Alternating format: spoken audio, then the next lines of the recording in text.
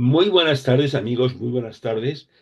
Ser bienvenidos a este espacio Antonio te responde, donde hoy vamos a hablar de un tema que, digamos, es muy conocido por muchas personas y se asocia casi siempre a algo negativo, pero vamos a hablar sobre todo de soluciones prácticas y de cómo convivir, pues, con esa palabra que todo el mundo, que muchas personas utilizan como algo negativo, ¿no? Buenas noches, Marta. Buenas noches, Silvia. Buenas noches, José Manuel. ¿Cómo estáis? Hola, buenas noches. Oh, Encantados de estar aquí contigo. gracias, Silvia. Un placer enorme. Muchas gracias. Cuando tu Buenas hermana noches, me dijo, Antonio. oye, ¿te importa que ponga también mi hermana? Pues encantado, coña, encantado. Digamos. Claro, es que somos tándem total, las hermanas Brule. Aquí estamos encantadísimos de estar contigo y con tu audiencia esta noche hablando de algo efectivamente tan importante y tan necesario. Bueno, Marta, tú has creado un blog que se llama, recuérdame el título, recuérdame el título del blog este, el que has creado, un poco porque has creado un sistema que realmente es muy válido, que yo recuerdo que alguien más lo ha utilizado con anterioridad, como es la doctora Odil Fernández hace muchos años, pero me Mm. gustaría un poco que enfocaras un poco a la audiencia, que le dijeras de qué estamos hablando y cómo podemos mejorar eso de que estamos hablando. Vale, bueno, yo partí en este mundo, ya sabes, porque mi hijo tuvo cáncer, después tuve cáncer yo y ahí entramos en el mundo de la oncología, ¿no? Y yo soy muy aficionada de siempre a, pues, digamos, a las terapias naturales, a la alimentación y tal. Entonces de ahí surgió el botiquín mágico, que era el blog, ¿no? Pero bueno, pues, según fui profundizando más, me di cuenta que había más necesidades. Yo me di cuenta por mí misma y por otras personas que las necesidades emocionales eran muy grandes. Y durante todos estos años, la que me acompañó y fue siempre mi otra parte fue mi hermana Silvia. Y bueno, pues nos dimos cuenta que hacía falta algo más. Entonces empezamos con el tema del acompañamiento y de ahí formamos Brulemoción, que es la primera escuela en habla hispana de acompañamiento, coaching y PNL enfocada a oncología. Entonces, nosotras hacemos acompañamiento y formamos acompañantes y coaches oncológicos. La mayoría son personas, que por aquí veo alguna, Mm. que ha pasado o está pasando por la experiencia vital del cáncer como paciente o como familiar, que quiere ayudar a otras personas en su proceso y en el después, que si tenemos oportunidad hablaremos de ello también, que es muy importante cuando terminan los procesos oncológicos, los tratamientos, que parece que llegas a esta especie de normalidad que no es normalidad porque ya no eres la misma persona, ¿no? Tus prioridades cambian, tus miedos cambian. Y ese es un poco el resumen de los inicios y de lo que hacemos ahora mismo. Silvia, ¿cómo acompañaste a tu hermana? ¿Cómo sirvió conoceros, cómo sirvió ella, cómo os sirvió a las dos el acompañamiento que le hiciste? Perdona, te he entendido, es que te digo bajito, no puedo subir. Normal, normal. Yo te traduzco si quieres, porque que como entiendo que te refieres al acompañamiento que El hizo ella, acompañamiento me hizo oncológico. a mí, ¿no? O sea, estar de acompañante, ¿no? Mm. Pues curiosamente, bueno, mi relación con el cáncer empezó con su hijo, cuando el diagnóstico de Guille, y cuando ya fue diagnosticado ella, gracias a Dios, y había todo el tiempo de acompañamiento a Marta y a Guille, me sirvió para que cuando ella fue diagnosticada ya tenía muchísima más experiencia, ya digamos que dentro de lo que hay ahí se lleva con un poco de más tranquilidad al saber ya de qué estás hablando y sobre todo a respetar. Siendo acompañante tienes que respetar muchísimo el proceso de quien estás acompañando, en este caso de mi hermana. Con Guille, pues, o sea, con Guille como tía y como hermana, al principio cometí muchos errores. Porque de ahí me di cuenta, además, hablamos, ¿verdad, Marta?, de la importancia de la gestión emocional, de trabajar en uno mismo. La inteligencia emocional es fundamental. Recuerdo un día, que siempre lo comento, la verdad, un día en que Marta estaba hablando, bueno, Guille está muy malito y estaba hablando de la muerte. Y yo le dije que no hablase de ello, al saber, nos habían dicho tantas veces que se iba, que no, que sí. que no, que vamos a esperar, que no sabemos lo que puede pasar. Y ella me comentó que por favor que le dejase hablar, que necesitase sacarlo fuera. Y ahí me di cuenta que yo tenía que gestionarme, me quedé pensando luego y me di cuenta que era mi dolor el que estaba impidiendo que Marta hablase. O sea, a mí me dolía ver a Marta, no solo o sea, me dolía ver a Marta como mamá sufriendo por su hijo. Me dolía ver a Guille sufriendo porque estaba enfermo. Pero como hermana me parecía, me rompía el corazón las dos cosas y además me sentía inútil. Me costó poco a poco, ¿verdad? Saber ser consciente de que sí podía ayudar, de que, bueno, pues es un aprendizaje. Empiezas, en eso no teníamos, afortunadamente no teníamos experiencia, ¿verdad, Marta? Pero bueno, poco a poco fuimos acierto error. Es un proceso muy duro y una cosa que se nos olvida muchísimo es el autocuidado. A Marta como mamá lo olvidó.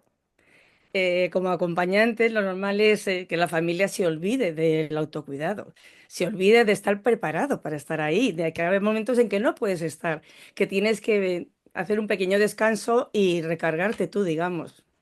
Tal cual. Oye, bueno, dejadme deciros, hay algunas personas aquí que nunca han participado.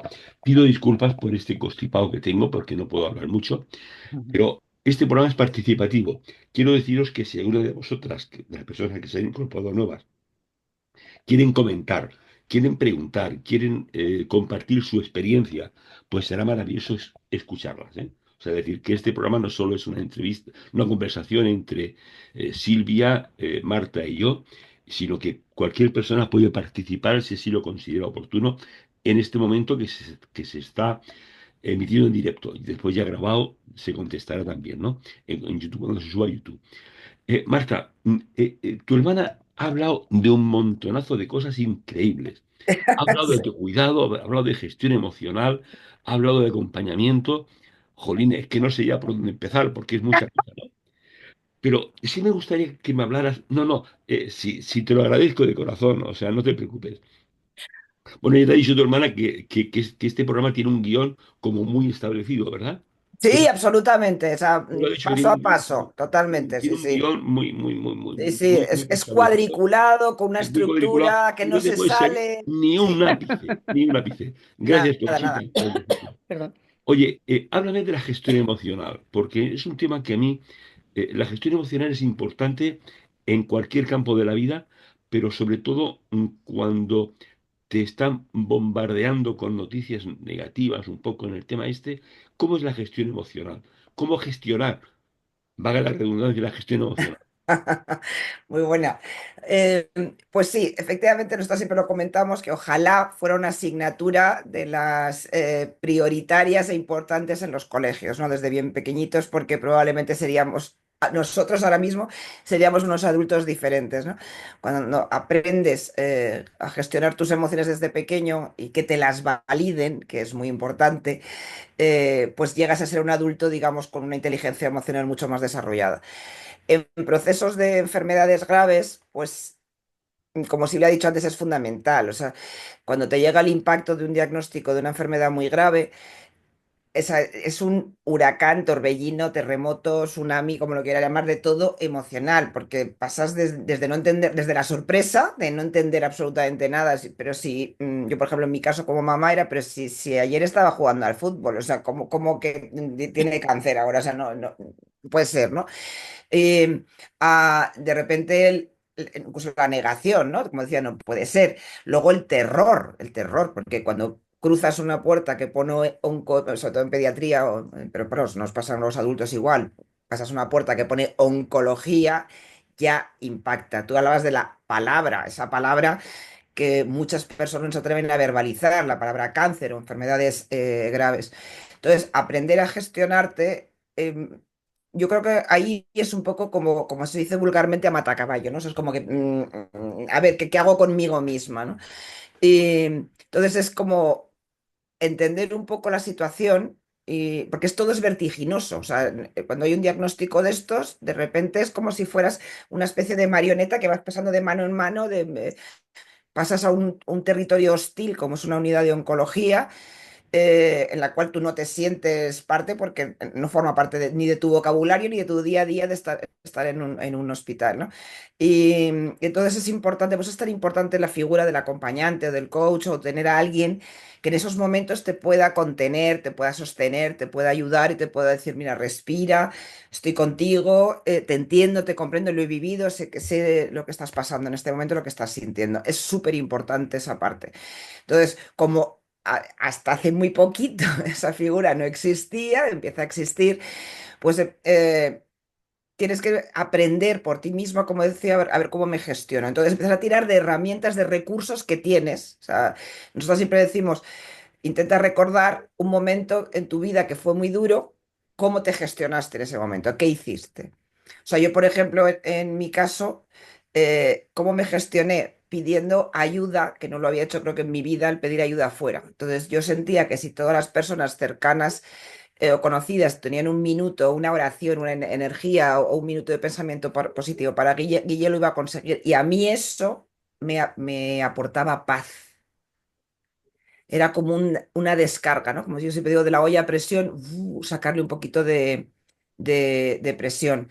Y luego es verdad que yo medito desde bien jovencita y de vez en cuando me paraba, cuando me llegaba todos estos terrores de pensamientos negativos y de miedo horrible, porque estar en una unidad de oncología pediátrica es muy, muy, muy duro, no solo por tu hijo, sino lo que vives alrededor. Es un drama tremendo de padres, de niños.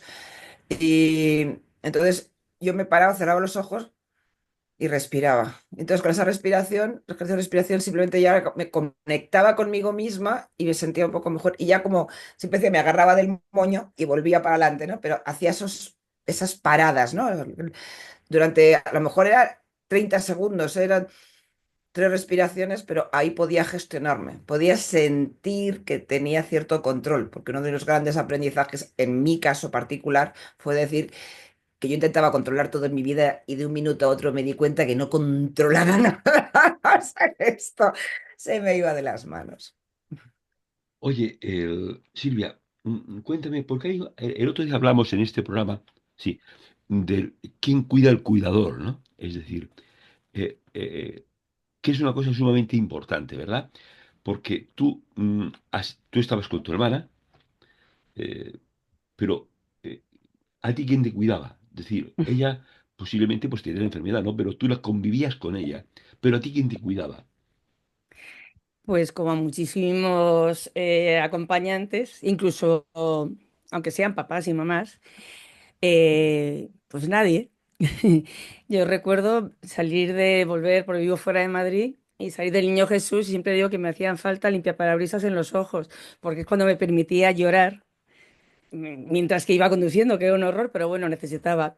Pues fíjate que yo ya tenía habilidades bueno, estudié inteligencia emocional, coaching, PNL y tal, pero se me olvidaba aplicármelas a mí. O sea, fue un tal shock el Suele pasar, diagnóstico de cáncer, suele pasar, sí. mm, que es como, no sé por dónde empezar, no sé qué hacer y te vuelcas en ayudar a los demás. A mí no me cuidaba nadie, pero tuve que aprender a cuidarme, pero es peor porque cuando te vuelcas cuando no sabes cómo cuidar, o sea, es tan bombazo esto que el diagnóstico, intentas dar todo lo que tú puedes a la otra persona, en este caso a mi hermana y a mi sobrino, que yo, por ejemplo, en mi caso me olvidé de mi familia y yo tenía un hijo chiquitín que se lleva año y medio con Guille. Él lo pasó mal, curiosamente, y además, de hecho, ahora ya son los dos muy mayores. Bueno, Guille tiene 20, para 24 casi, no, pero 23. No, 24 tiene ya. 24 tenía yo. Claro, y Lalo tiene, mi hijo ha cumplido ahora 23. Y de vez en cuando hace ya tiempo que ha ido soltando, hablando el niño, y me di cuenta de que sin quererlo yo, sin darme cuenta, el niño sufría, porque muchas veces si no tenía cole, no tenía con quién quedarse, mi marido estaba trabajando, me lo llevaba al hospital. Recuerdo un día, además, en las salas, estaba ya en Mactub, me parece, que Enrique, mi cuñado, el marido de Marta, me dijo, se fue con Lalo, digo, ¿qué ha pasado? Me dice, está llorando, es mejor que te vayas con él, no te preocupes, de verdad, estate unos días sin venir, dedícate a él y tal. Y respecto a lo que tú preguntabas de quién cuida al cuidador, es una lección, una asignatura pendiente, perdón, Por eso nosotras ponemos muchísimo hincapié, hacemos muchísimo hincapié y cuidamos muchísimo de que nuestras alumnas recuerden que es importantísimo cuidarse, que no tienes que estar, o sea, que llegas a cansarte, llegas a estar agotada, ¿no? O sea, incluso para conducir es un peligro al final cuando vas y vienes del hospital. Entonces es importantísimo dedicar tiempo para ti. Aprender a decir no, es decir, no puedo hoy, o sea, me encantaría. Al final es verdad que hacíamos incluso cosas, eh, llama a la tía Sibi, no sé qué, entonces, bueno, pues por teléfono y así. Pero es muy importante aprender el autocuidado y el cuidar, de cuidar de uno mismo. Por eso decía yo lo de autocuidado antes, porque como tú, la única persona que puede cuidar y sabe lo que necesitas eres tú mismo. Entonces hay que parar, hay que dedicar un tiempo a ti, a conocer tus necesidades, tus emociones, para poder avanzar, para darte tu tiempo, tu respiro. Mira, recuerdo una vez, si me permites, Te permito lo que tú quieras. gracias, voy con la voz de esta todavía. Em, una vez estaba en la habitación con el niño y estaba yo sola con él porque Marta y Enrique estaban buscando opciones por Europa donde diesen un hospital, un médico que dijese que tenía, que podía salvar al niño. Y en ese momento yo estaba, bueno, estaba con el niño, bla y tal, entró una persona tuvo una conversación que, que no tenía por qué haberla tenido, sin permiso ni nada, pero bueno, el caso es que yo me empecé a agobiar muchísimo, no podía hacerlo delante del niño, claro. Entonces yo el niño me miraba a mí y yo miraba al niño. Al final esta persona, gracias a Dios, se fue. Yo intenté hablar con el niño, le dije, mira, un momentito, solo un momentito, voy a salir fuera. Vino nuestra hermana mayor, se quedó con ellos, se quedó un momentito en la habitación porque tenía unas ganas de llorar. O sea, estaba en un momento, o sea, por la olla a presión que dice Marta, no podía más. Entonces, nada, salía al pasillo, que es verdad que en oncología solo solemos comentar estas cosas en clase. Es muy respetuoso. Si según la cara que tengas, de repente la gente desaparece del pasillo para dejarte intimidad, digamos, ¿no? Y en ese momento yo me apoyé en la pared, lloré, ya no podía gritar porque estábamos en el hospital, pero lloré por la salvajada. Bueno, el caso es que esta persona le había dicho al niño que se moría, cuando nadie, sus padres, que son los únicos que pueden decirle, es el que tiene derecho a decirle a alguien que se va a morir o no. Además que tampoco eres Dios, o sea, no se sabes.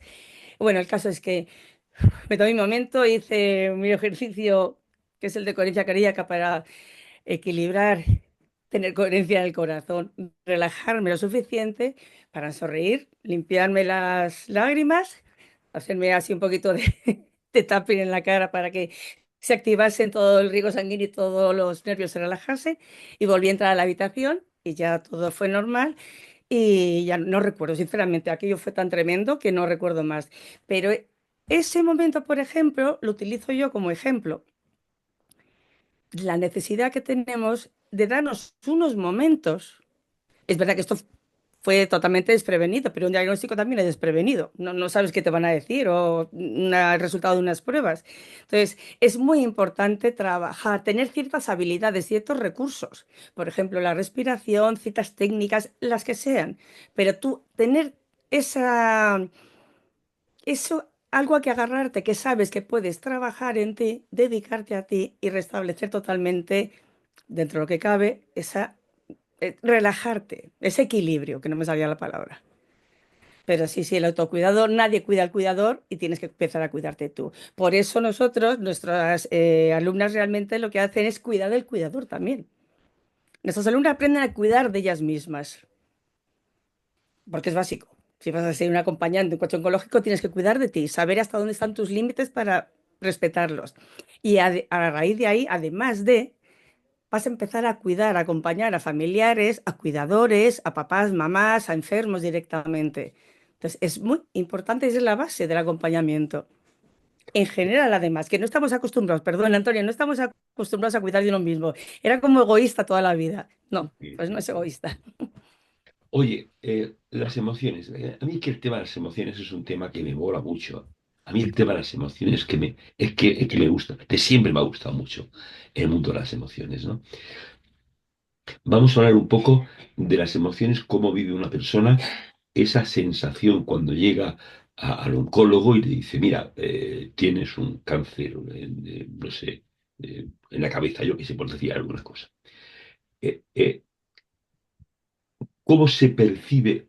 Vamos a ver, ¿influye mucho cómo te lo dice el profesional?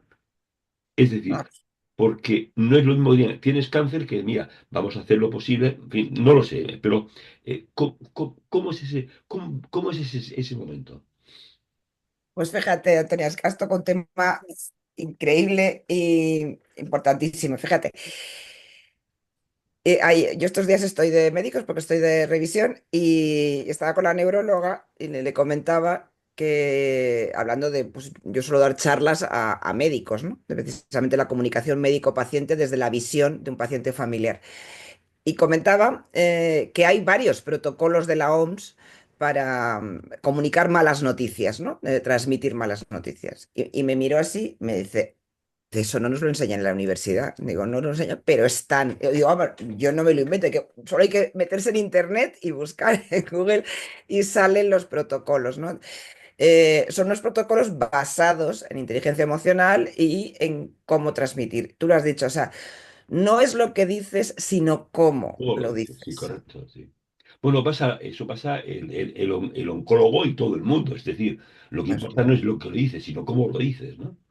totalmente. O sea, eh, mira, yo recuerdo una vez, o sea, te puedo contar, fíjate, mira, anécdota de mi diagnóstico personalmente. Cuando fui a varios oncólogos y uno de ellos me dijo, siento que nos conozcamos en tan lamentables circunstancias. Y le dije, ¿voy preparando el ataúd ya o lo dejo para mañana? Porque yo tengo mucho sentido del humor. Sin embargo, fui a otro, que fue con el que me quedé, de los varios que fui, que primero me lo explicó con una naturalidad increíble. Me hizo dibujitos, me lo dibujó como si yo tuviera 4 años, con lo cual me fascinó porque no entendía, no me utilizó una terminología médica. Y me hablaba de la enfermedad, en ningún momento del cáncer, y me dijo, si yo tuviera que tener la enfermedad, querría esta. En ningún momento me dijo que era curable, ni incurable, ni nada, no sé qué, no cuántos. Siempre respetó mis opiniones y me escuchaba. Estuvimos hora y media en esa primera consulta, que eso es súper extraño. Pero él se permite, bueno, es cirujano oncólogo y él se permite eso porque dice que hay que escuchar al paciente. Luego ya hemos entablado relación y sé su manera de trabajar. Pero eso es una diferencia increíble. Tú llegas y te dicen, por ejemplo, lo que acabas de decir tú, vamos a hacer todo lo posible. Eso ya, bueno, yo es que lo reproduzco y se me encoge el corazón. Es como, vale, ya sé que el cáncer se asocia a muerte y me está diciendo vamos a hacer todo lo que podamos, pues esto está complicado. Pero si me dicen, bueno, vamos a hacer pruebas ahora, vamos a ver, por ejemplo, en pediatría yo he conocido gente maravillosa, que hablan muchos, ahora ya lo utilizan mucho, lo del nombre y los apellidos, ya tenemos el nombre, vamos a buscar los apellidos, pero hay muchos tratamientos, vamos a ir viendo cuál es el más adecuado para tu caso, ta, ta, ta, ta, ta, ta. Entonces, si te lo dicen de una manera serena, tranquila, tú a tú, tenemos una gran amiga que es la doctora Esther Ramírez, que ha sido profesora nuestra, que es jefa de la unidad de mama del Hospital Puerta de Hierro de Madrid.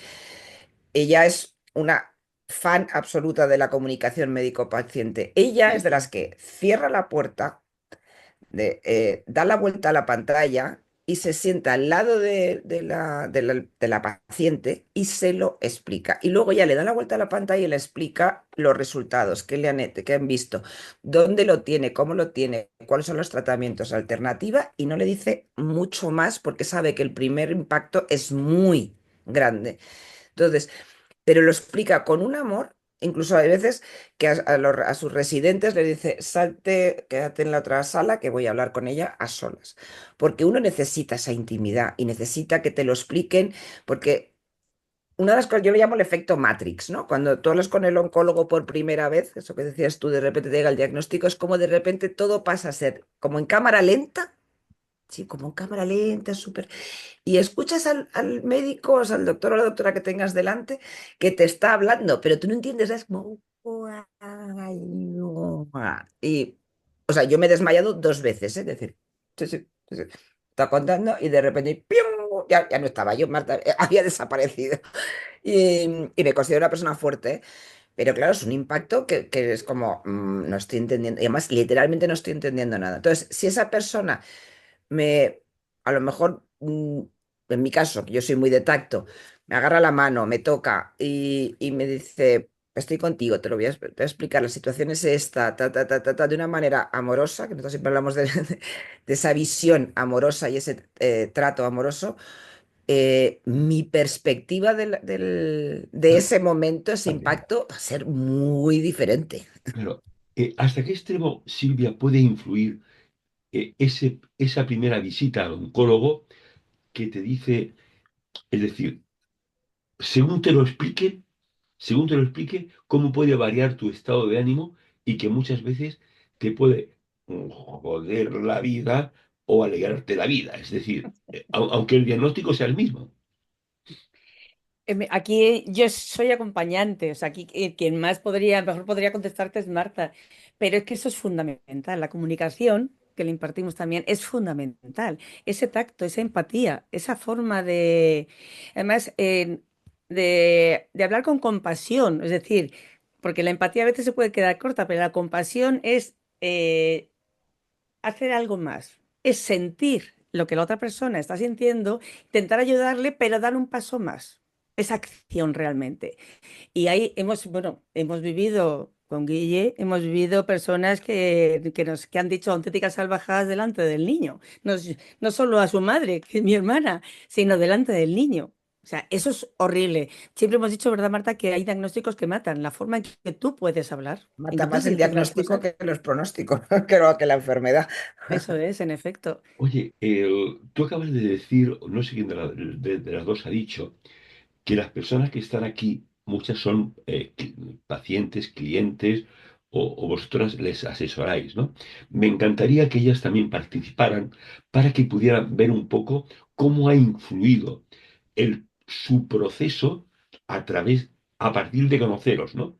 Es decir, porque tú dices hablar de la meditación, hablar de la respiración, hablar de la comida sana, hablar de los paseos, hablar de la naturaleza.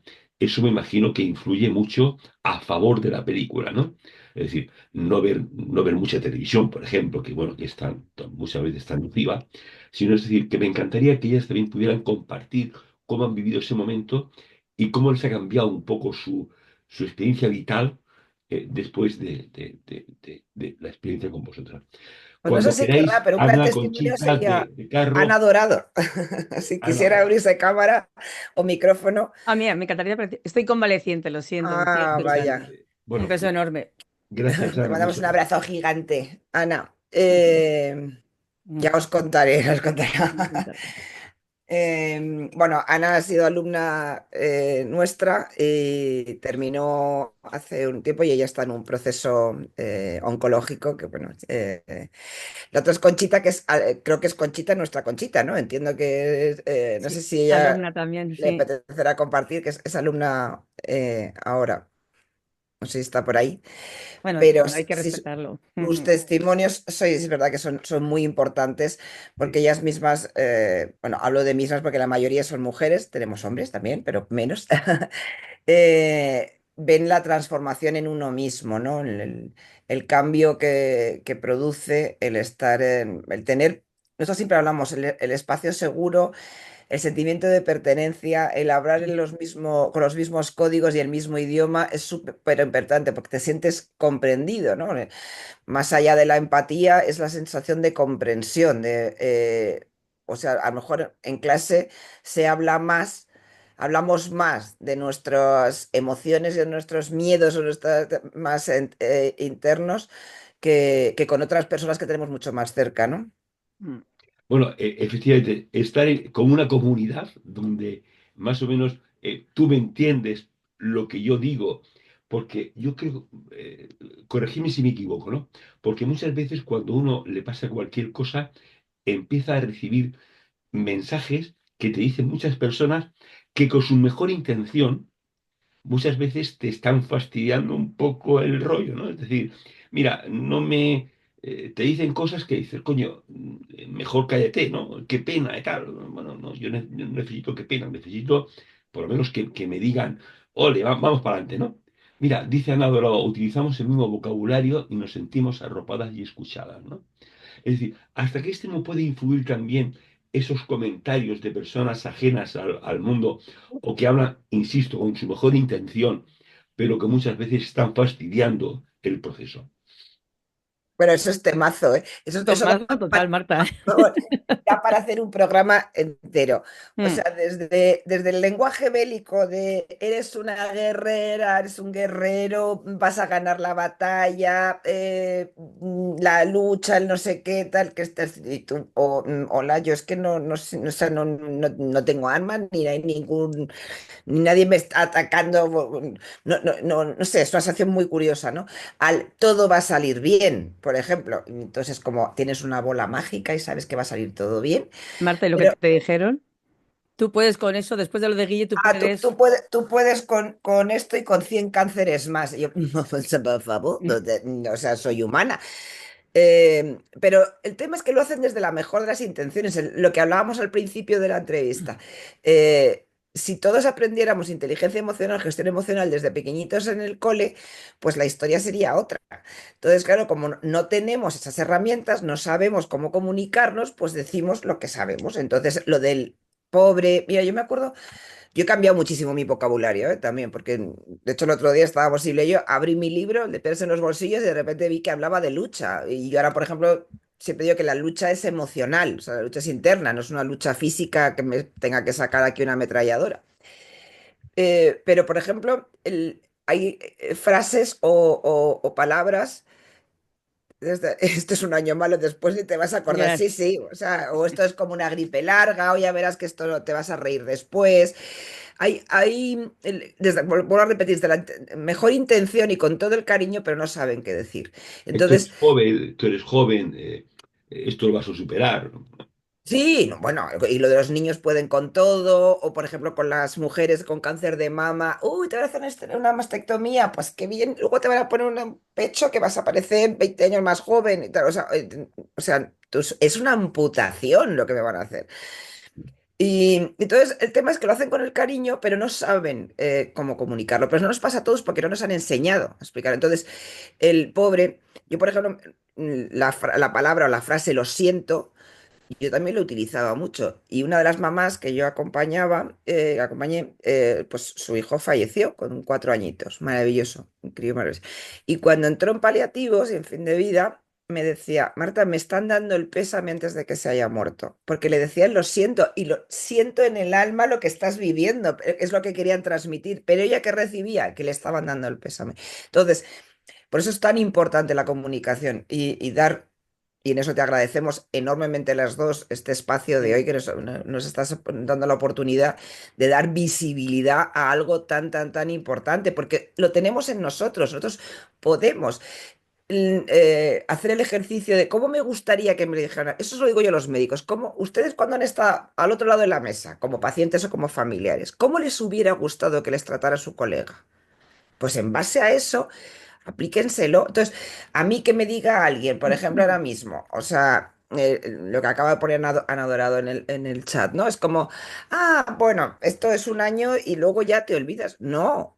O sea, el cáncer no se borra, ni las experiencias graves, fuertes de la vida. Hay una cosa que se llama estrés postraumático y eso se queda e impacta para el resto de tu vida. Ahora necesito ayuda interna y externa para poder gestionar esta nueva persona que soy. Perdón porque me caliento con ese tema. Un segundito, si me No, permitís, si me permitís.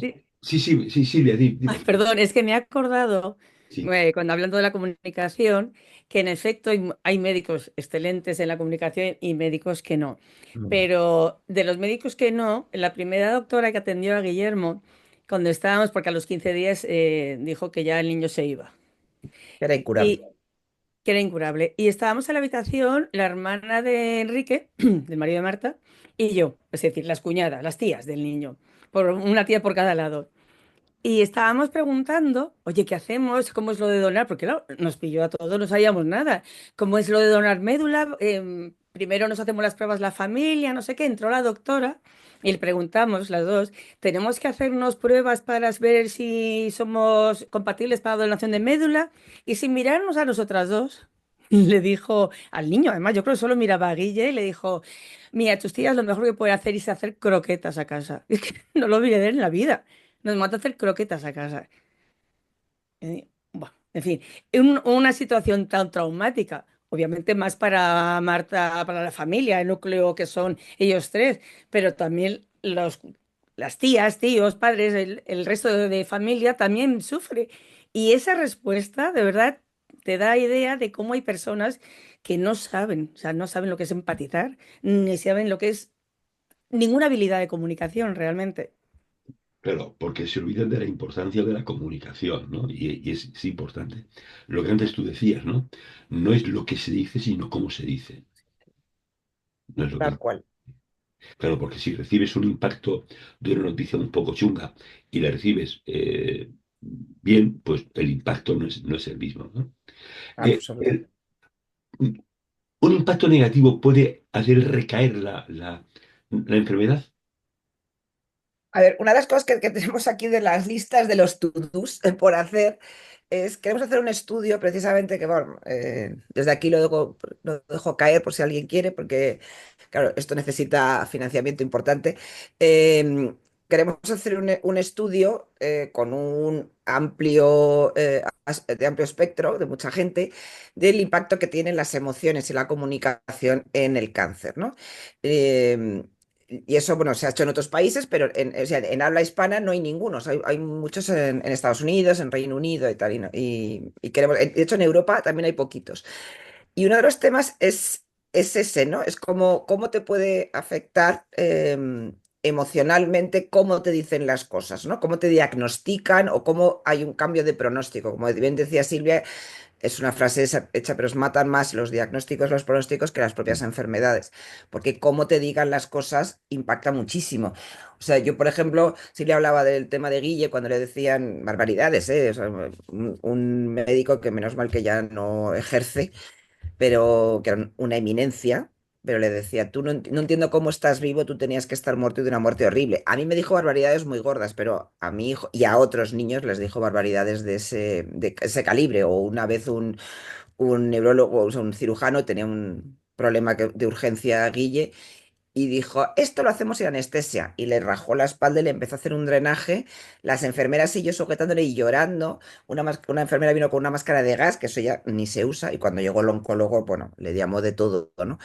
Pero esas cosas todavía pasan. Entonces, yo protegía mucho a Guille de esos comentarios, porque yo tenía la sensación en mi foro interno que eso, lo que estaba recibiendo, podía mermar su digamos, optimismo, su positivismo, sus ganas de vivir.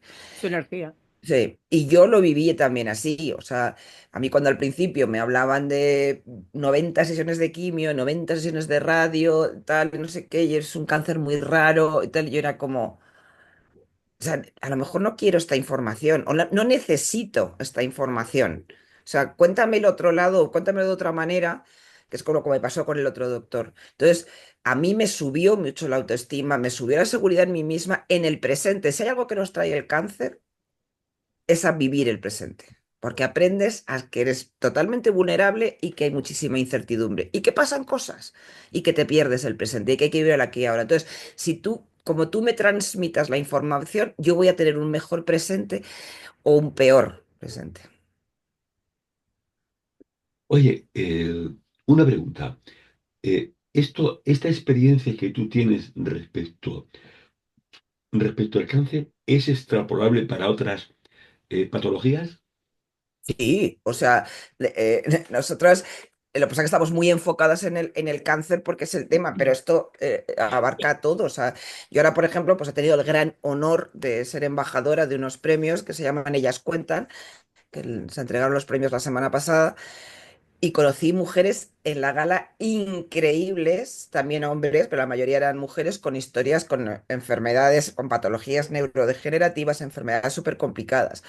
Y hablábamos de eso, o sea, en el fondo es lo mismo. Nosotros hemos tenido algún alumno de otra, que tenía otro enfoque de la enfermedad, de otras enfermedades, digamos, otras patologías, y, y de hecho un psicólogo que tuvimos al principio también, hombre, ¿te acuerdas? Mm. Eh, que quería ese enfoque en general en la salud, ¿no? O sea, el tema del autocuidado, la gestión emocional, la comunicación, eh, es como común denominador para todas las patologías, porque es importante. Cuando le preguntabas a Silvia a la vez del autocuidado y tal, y yo me acuerdo siempre la metáfora que es maravillosa, que ahora nos la ha cambiado una persona otro día en redes sociales y me encantó, la de la mascarilla del avión, ¿no? O sea, y ahora que he estado fuera, estaba hace unos días que vine, tomé un vuelo y me fijé cómo lo dicen ahora, ya no te dicen si tiene usted una persona menor o dependiente, dice, si tiene una persona a su lado que necesite ayuda, primero póngase usted la mascarilla y después.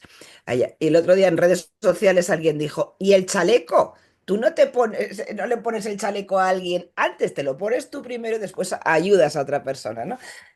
Pues tal cual es eso. Primero me cuido a mí, tenga la patología que tenga, lo que esté a mi alrededor o en mí, y después ayudo a las otras personas. Pero eso es, vale para cualquiera, Mm. vamos, hasta para tener una persona que tiene migrañas.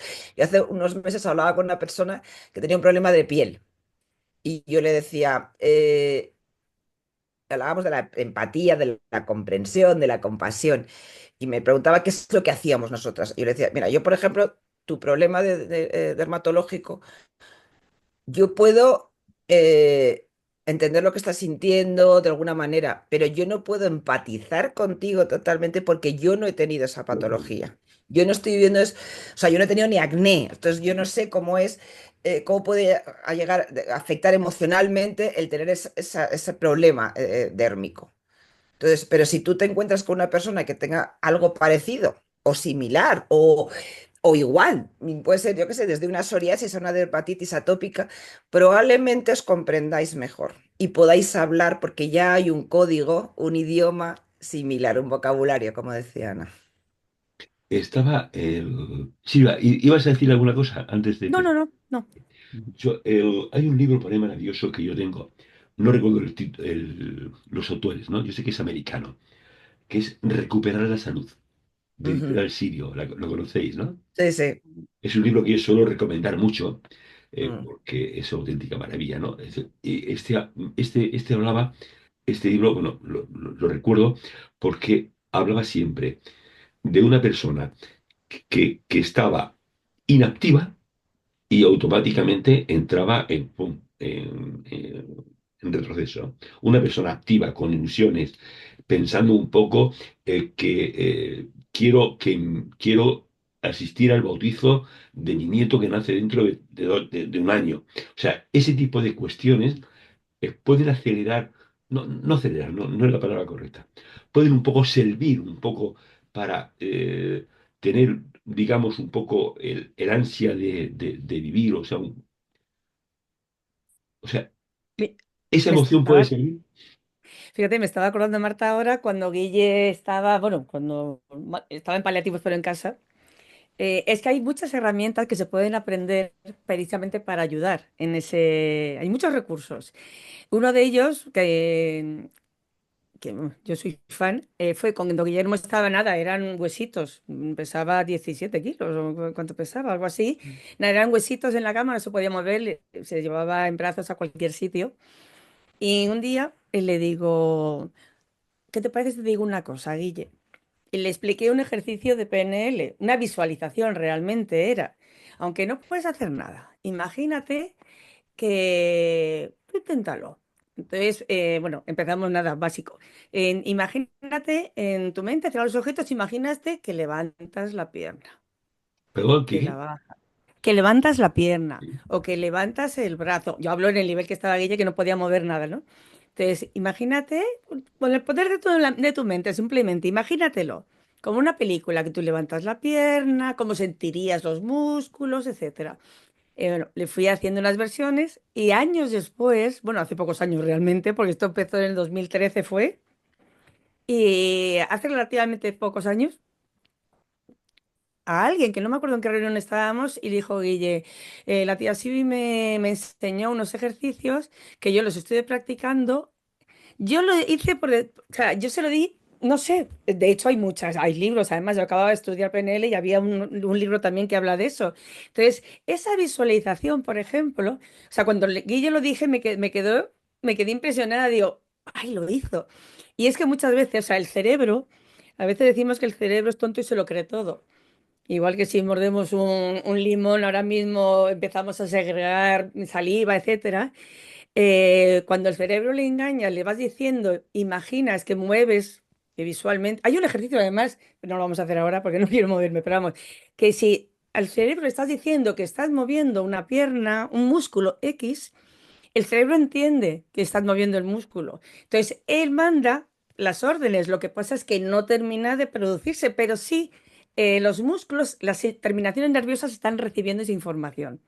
Y eso es increíble, es maravilloso. Y la prueba fue, bueno, yo, porque yo había estudiado, lo había leído en libros y tal, pero la prueba fue Guille, ¿verdad? Cuando dijo que él lo había estado trabajando. Otro era, imagínate que te levantas de la cama, la habitación de Marta tenía, porque él dormía, bueno, durante el día al menos, bueno, sí, dormía contigo en la cama, y tenía 3 escaloncitos para salir. Y digo, pues imagínate que te bajas y vas andando despacito y sube los 3. Bueno, pues eso luego lo relató todo él, que estuvo todos los días, se aferró a eso como a un clavo ardiendo porque quería moverse. Y Más vamos a ver, vitalidad, nunca se ¿no? sabe. Claro, ¿Eh? es Para tener motivación. más vitalidad, ¿no? Es decir, pues, Claro.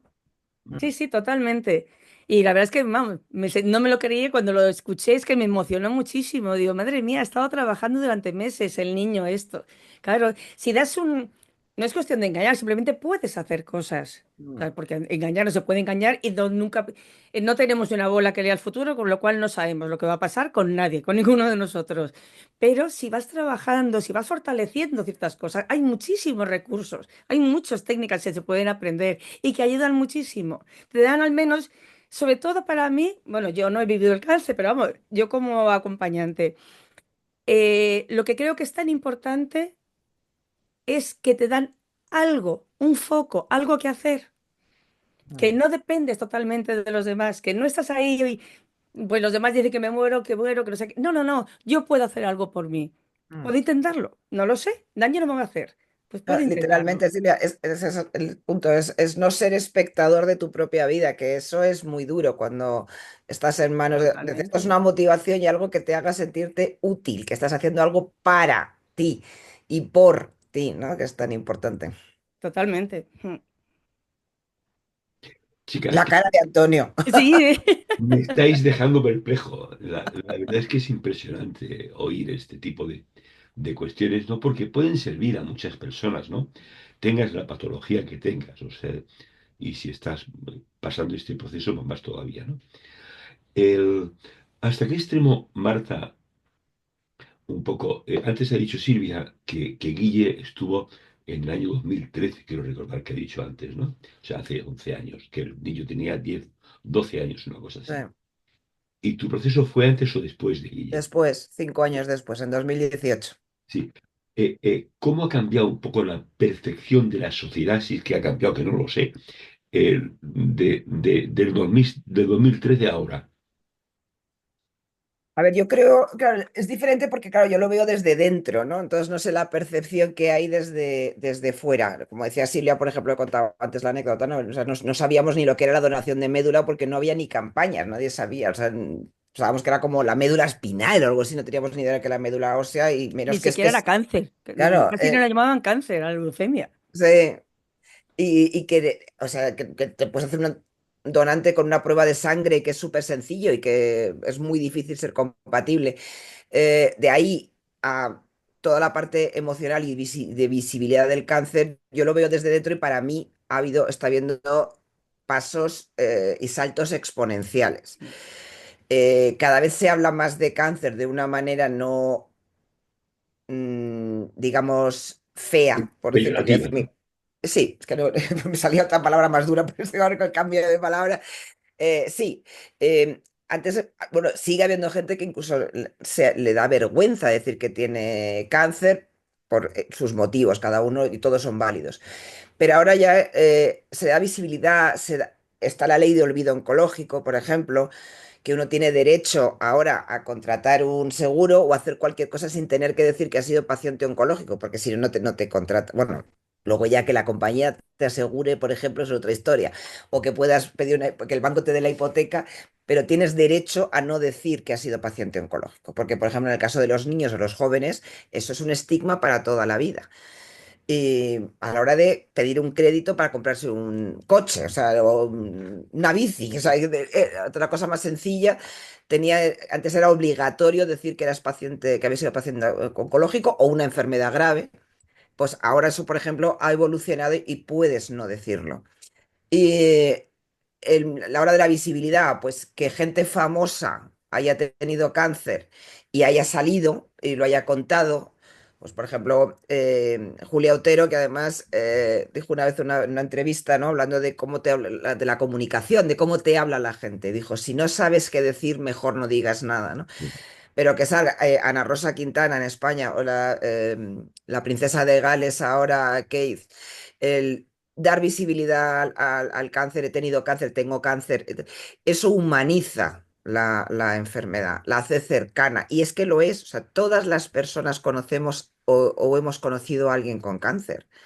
O sea, si no es una persona famosa, es alguien conocido del trabajo, un compañero de colegio, una amiga, alguien de la familia, conoce un vecino, conocemos a alguien. Entonces, es importante, yo creo que es muy importante lo que se está haciendo. Y yo creo que ha habido un gran salto y eso, pero queda mucho trabajo por hacer. O sea, lo que hacemos nosotros, abogamos nosotros por esta figura del acompañante o del coach oncológico, personas que han pasado por la experiencia vital, es súper importante. Eso es en Estados Unidos, por ejemplo, que es el Family Buddy o Cancer Buddy o el Cancer Coach, forman parte de los equipos multidisciplinares.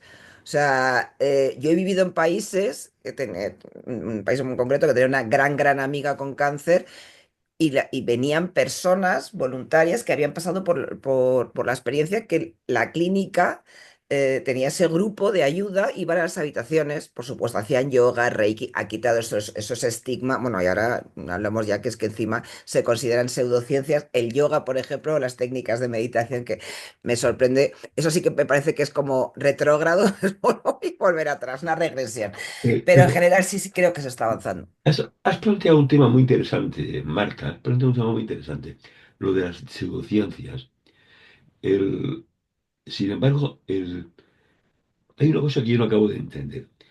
La famosa OMS, la Organización Mundial de la Salud, que, bueno, vale, que no Lo sigo, dejamos ahí. no sigo. Pero sin embargo, tú estás hablando de Estados Unidos, donde hay este tipo digamos, de acompañamiento.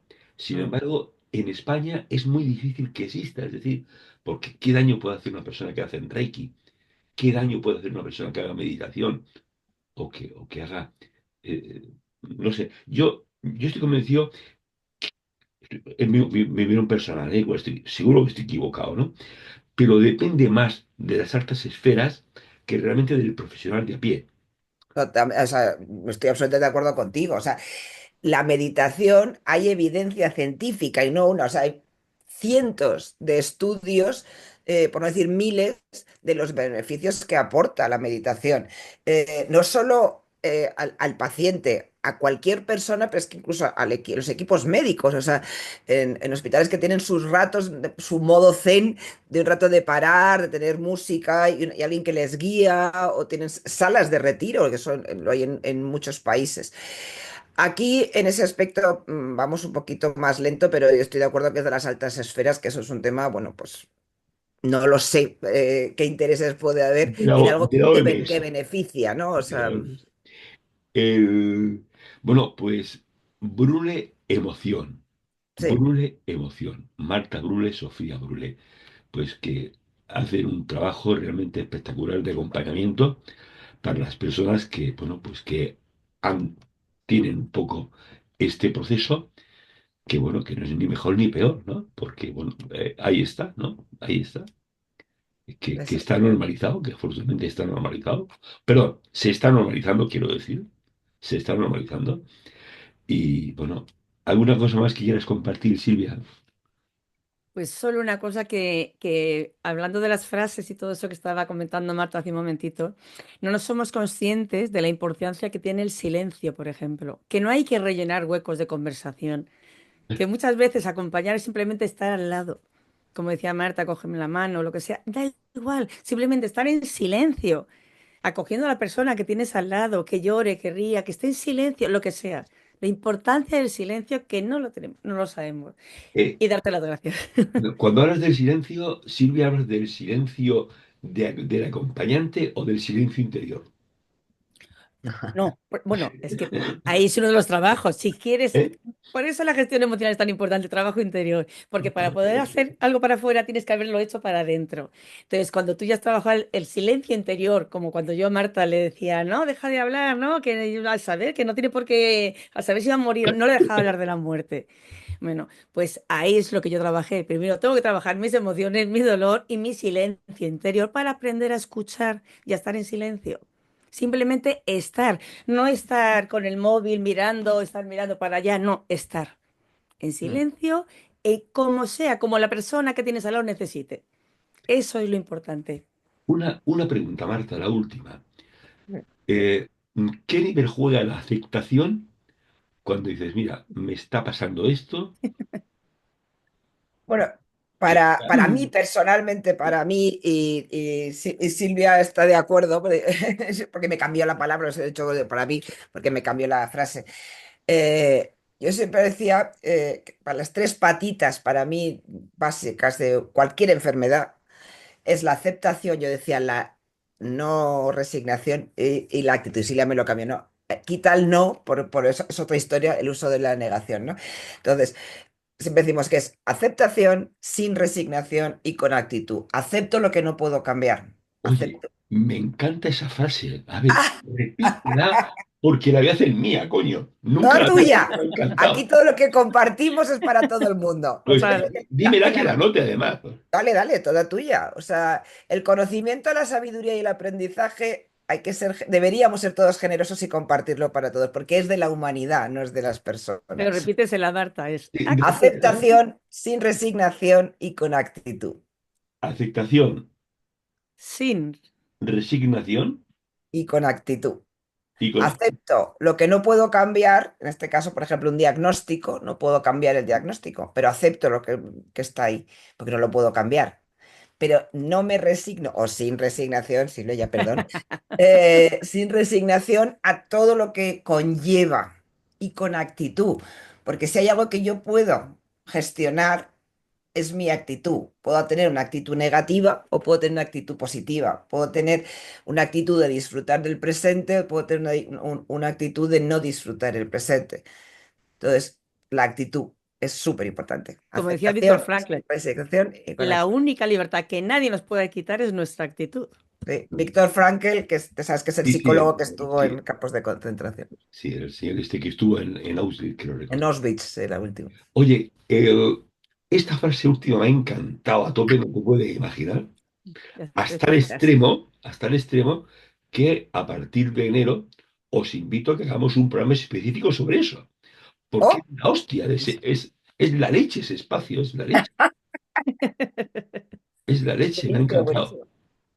Mira, una cosa, Antonio, Sí, fíjate que me decías que se había cambiado las cosas. sí, Estuve en tu programa hace 2 años, yo creo, más o menos. ¿Te acuerdas que no se conectó prácticamente nadie porque hablábamos de cáncer infantil? sí.